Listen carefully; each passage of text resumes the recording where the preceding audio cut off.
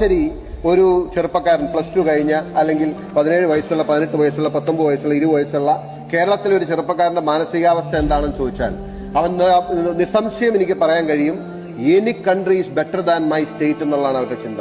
ഇവിടെ നിന്ന് എങ്ങനെയെങ്കിലും കടന്നുപോയാൽ നമ്മൾ രക്ഷപ്പെടുമെന്ന് ചിന്തിക്കുന്ന ഒരു തലമുറ വളർന്നു വരുന്നത് വളരെ ഭയാനകമായ ഒരു കാര്യമാണ്. 8,000 രൂപയ്ക്കും 9,000 രൂപയ്ക്കും 7,500 രൂപയ്ക്കും 6,000 രൂപയ്ക്കും ഈ കേരളത്തിൽ ചെറുപ്പക്കാർ പണിയെടുക്കേണ്ടി വരികയാണ്.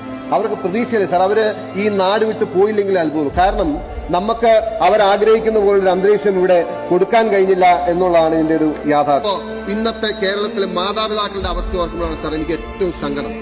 ഇവിടെ സ്വന്തം അച്ഛനെയും അമ്മയും ഒരു ബംഗാളിയെ നോക്കാൻ ഏൽപ്പിച്ചിട്ട് UK സായിപ്പിന് മരുന്നെടുത്ത് കൊടുക്കുകയും അവരെ കുളിപ്പിക്കുകയും അവരുടെ കാര്യം നോക്കുകയും ചെയ്യുന്ന ഒരു മകൻ അവിടെയാണ്. അച്ഛനോടും അമ്മയോട് സ്നേഹം ഇല്ലാത്തതുകൊണ്ടല്ല. So some reasons, socio economic political reasons ആണ് ആ കുട്ടി ഇവിടെ നിന്ന് പോകാനും അച്ഛനും അമ്മയും വാർദ്ധക്യത്തിന് ഈ ബംഗാളിയെ ഡിപ്പെൻഡ് ചെയ്ത് ജീവിക്കേണ്ടത്. ഇതാണ് കേരളത്തിന്റെ ശരാശരി സാഹചര്യം. ഏറ്റവും കൂടുതൽ IT വിദ്യാഭ്യാസം നേടിയ ചെറുപ്പക്കാരുള്ള നാട് അത് കേരളത്തിലേക്ക് വരുമായിരുന്നത് ഈ കേരളത്തിന്റെ അതിർത്തിയായ കാസർഗോഡും കന്യാകുമാരിയിലും തടുത്തു നിർത്തിയത് ഒരു പ്രത്യയശാസ്ത്ര പിടിവാശിയായിരുന്നു. പ്രത്യയശാസ്ത്ര പിടിവാശി